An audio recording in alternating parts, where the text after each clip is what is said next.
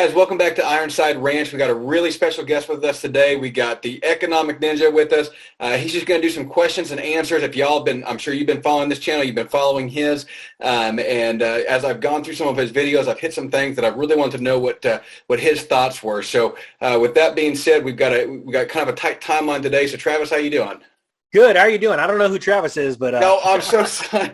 My wife told me to watch that too. Ninja. How you doing? Yeah, everyone keeps calling me Travis. I'm like, I don't. And everyone keeps going like, "What's your first name?" And I'm like, "Well, it's Economic," and they expect it to be Ninja, but I'm like, it's actually Economic. So how are you doing? I'm doing well, man. Hey, I know you got to get out of here, Ninja. So I'll just jump right into this.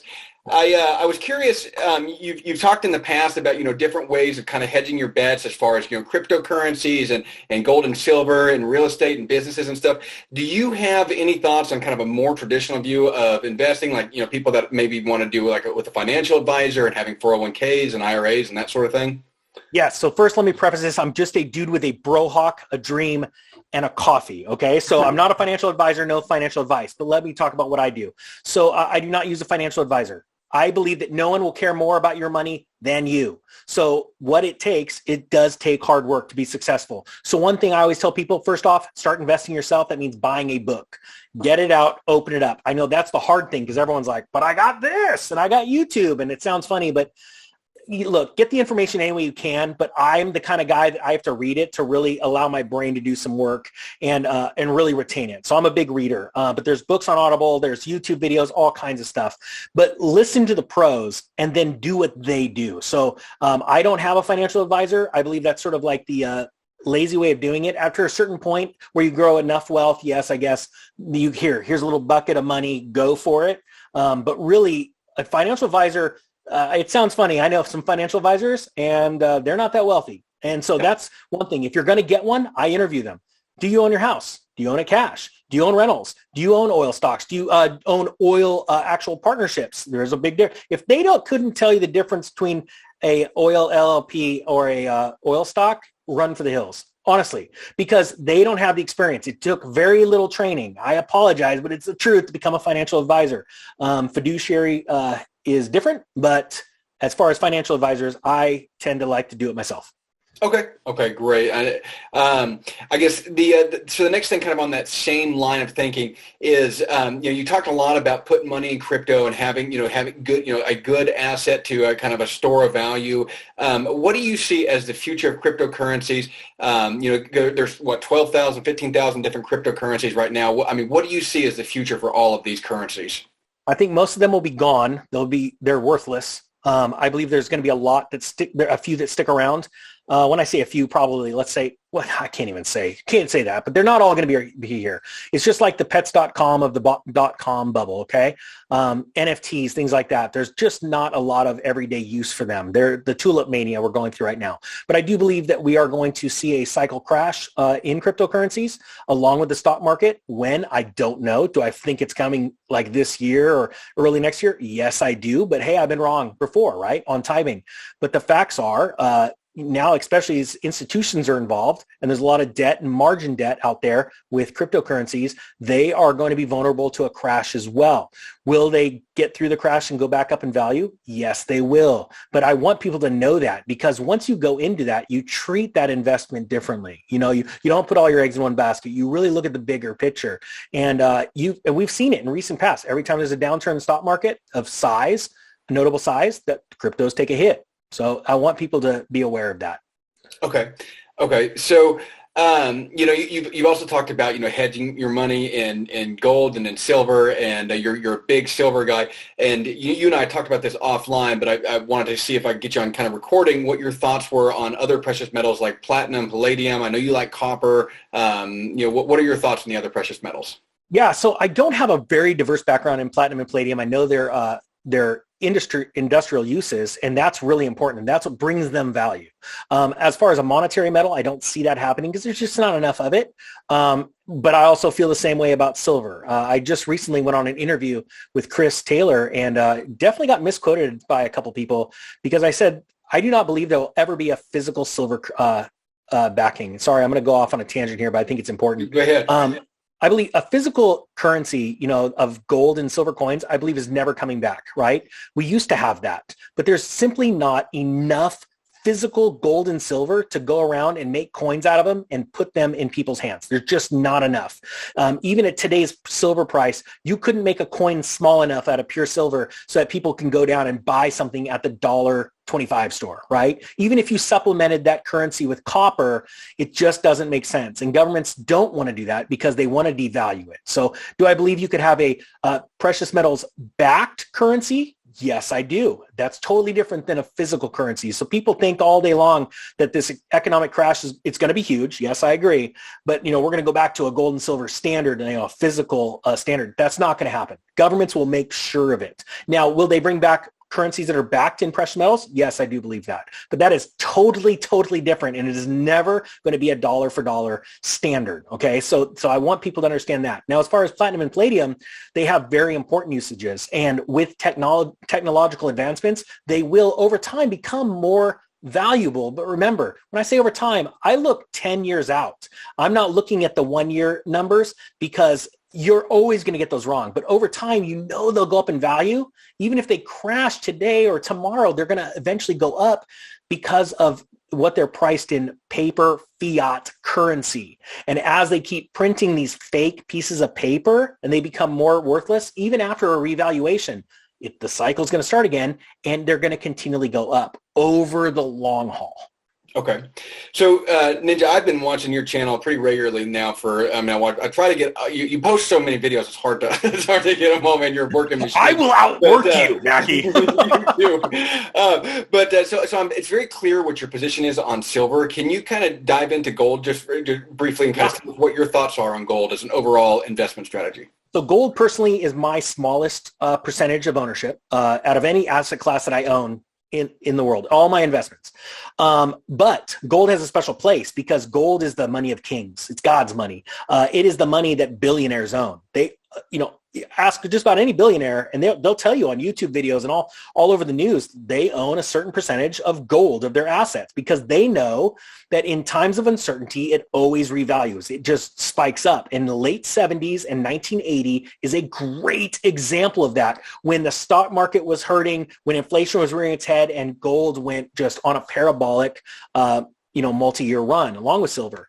So let's put it this way. Everybody loves Elon Musk. Everybody thinks Tesla's awesome, right? Well, Tesla changed its incorporation documents to actually its bylaws, corporate bylaws, last January to state that they are now allowed to hold physical gold and paper gold contracts in their treasury along with dollars and bonds. So let me ask you this. Why would the biggest company on earth do that? Yeah, I'm with you 100%. That's, they're obviously preparing for some pretty bad inflation. Yeah. So if you want to be like a rich man, buy gold. And that's not financial advice. That's what I do. Okay. And it attracts. Gold attracts. It's a measure of success. Yeah. No, I definitely threw a lot more money ever since listening to you into the precious metals.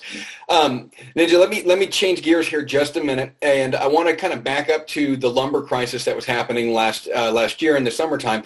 And I was just really curious about your steps on analysis. That was right about the time I started listening to you. Was right before you said, "Hey, don't worry, the prices are going to come back down." And I thought, man, this guy's an idiot. He's wrong. He doesn't know what he's talking about. Prices are going to stay right where they are. I got a lot of that. I was dead wrong. And the reason I thought the prices were going to stay where they were was because I thought the companies have obviously shown that they can get this price. Why would they bring it back down?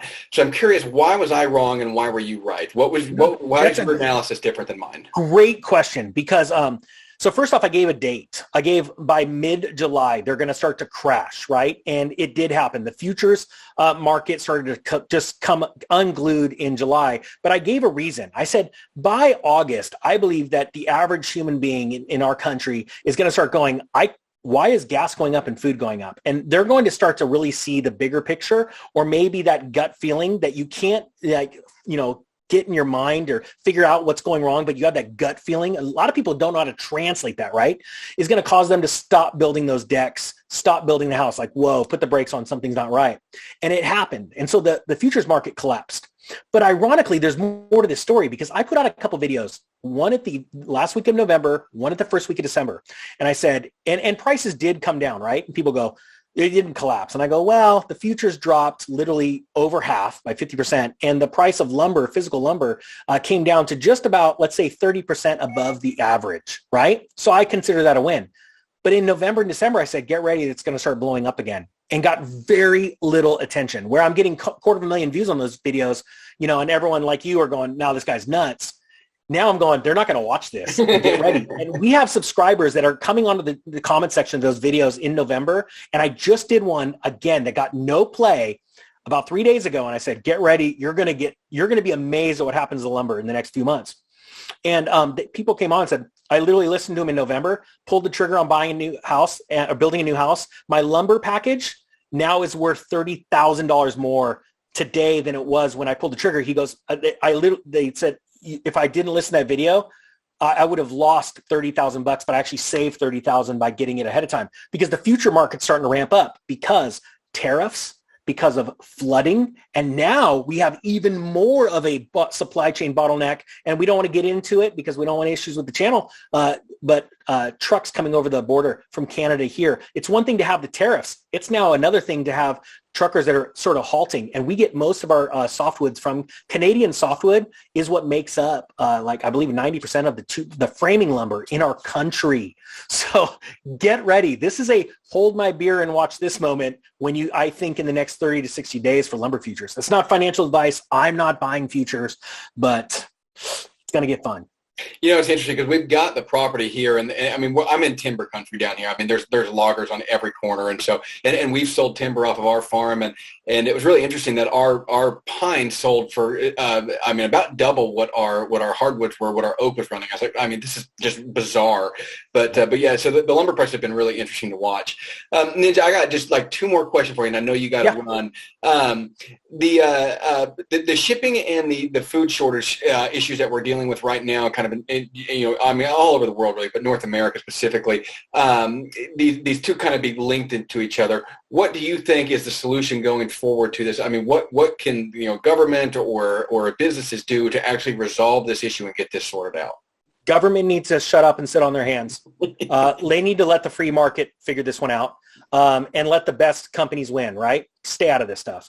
Secondly, total collapse of anything is what fixes everything. That's it. Because a lot of people don't fix what's not broke. But the problem is there's always something broke in a supply chain. There's always a room for improvement, right? But most people don't put out the effort because they're fat, dumb, and happy. They're making money. They don't care. This is a great example of a renaissance that's coming in ingenuity and innovation in the supply chain. And I'm calling on all Americans and actually human beings around the world to start businesses and start fixing it themselves. Because quite frankly, you don't need a supply chain if you have a business in your town giving you what you need instead of ordering it on Amazon and it coming from either another state or another country. And I believe that what's going to fix this could also be the greatest blessing in our country's history since the Industrial Revolution, since the immigrants came in from Ellis Island and said, what do you do? I don't know. I have a dream though, and I know how to cook. So start a restaurant. I have a dream. I know how to make shoes. Then become a cobbler. And that is what is about to happen. I believe that's the solution right now. Well, I hope you're right. I think that sounds great, and I 100% agree with you. Ninja, final question for you: if you were a young man, starting out now, you don't have kids, you're not married, you're just getting ready to come into this world, you don't have a dime to your name. What is your first move? Where are you positioning yourself right now? You just reminded me of something. When I was 23 or 24, I don't remember how old I was. I wanted to do something that nobody was doing, and nobody my age owned rental properties. And so I went out and I bought my first rental property, and I immediately came ahead of the entire pack of my age group, my demographic. Anywhere in my city, no one I knew was doing this, right? And right now it sounds crazy, but it's only going to cost you $30.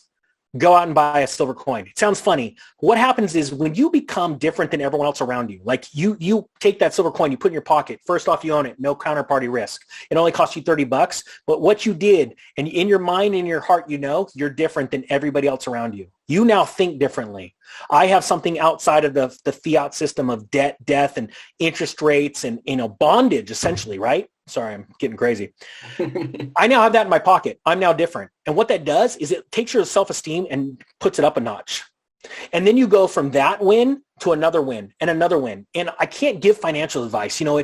We're at the top of an economic cycle with a real estate, right? I believe we're going to go through a dip, but yet I'm buying a new house, right?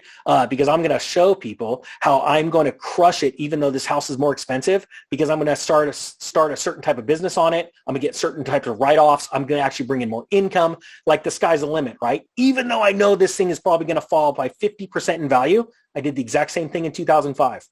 So my goal is to teach people how to go from win to win to win, no matter if we're in a high market or a low market, and also give yourself that boost of self-esteem that you need to go to the next level. That's what I would tell anybody that's young. Okay. Well, hey, Ninja, I so appreciate you coming on and talking to us about this and just giving us a second to do some questions and answers. Guys, if you have not gone to his channel or subscribed, he's got a wonderful channel. I'll put links down in the description. He's just got a absolute world of knowledge that is I don't know, it dwarfs me. So go listen to his stuff on there. He's got some great stuff. So other than that, Ninja, you got anything else you want to say in closing? No, I'm just super excited to know men and women like you, yourself and your wife. I think this is the greatest time in Earth's history to meet the most amazing people. Like anyone that's watching your channel is like-minded like you. And I guarantee you in the last 2 years, a lot of people have said, I shouldn't be hanging out with that person, or I shouldn't be in business with that person, but that person is someone I want to be in business with. Take this time right now of hard times and use it for your advantage. Step up in life, walk away from the bad people and invite the good people. And this is the day to seize the land. Awesome. Well, I can't end any better than that. So guys, we'll catch y'all next time. Thanks again for watching. Thanks, guys.